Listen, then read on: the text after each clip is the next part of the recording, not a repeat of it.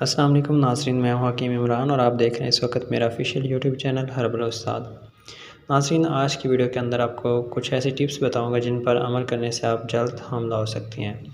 ठीक है, कुछ ऐसे तरीके बताऊंगा जिन पर आप अमल करके अगर हम बिस्तरी करते हैं तो हम बिस्तरी कामयाब रहेगी। तो आगे बढ़ने से पहले मज़ीद आपसे गुजारिश भी करूँगा कि मेरे चैनल पर जो नए आए हैं वो मेरे चैनल को सब्सक्राइब कर लें और बेल आइकन का बटन दबा दें ताकि मज़ीद आने वाली इन्फॉर्मेटिव वीडियोस आप तक पहुँच सकें।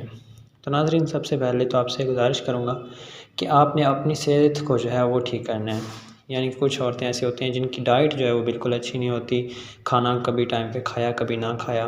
तो इस तरह की जो डाइट है उससे हार्मोन्स आपके डिस्टर्ब होते हैं जो कि आपके हामला ना होने में बहुत ज़्यादा रोल अदा करते हैं। तो सबसे पहले आपने अपनी डाइट को जो है वो बेहतर करना है। उसके बाद जो है आपने अपनी ओव्यूलेशन डेज़ के अंदर हम बिस्तरी जो है वो करनी है। ओवुलेशन डेज़ कौन से होते हैं? आपके हैज़ जो है वो स्टॉप होने के बाद आगे जो है हाफ़ डेज़ काउंट कर लेने हैं। तो उसके बाद जो है आपने हम बिस्तरी करनी है। तो उसके अंदर अगर आप हम बिस्तरी करते हैं तो हम बिस्तरी आपकी कामयाब रहेगी। इसके अलावा नाज़रीन, आपने जो है हम बिस्तरी करते वक़्त इस चीज़ का ख़्याल रखना है कि आपने अपने पार्टनर के साथ जो है वो रिलीज़ होना है। यानी कि जो मर्द है उसको चाहिए कि अपनी फ़ीमेल जो है पार्टनर उसके साथ रिलीज़ हो, यानी कि दोनों एक ही टाइम पे रिलीज़ हों। इस तरह करने से भी आपके जो है हमला होने के चांसेस बहुत ज़्यादा बढ़ जाते हैं।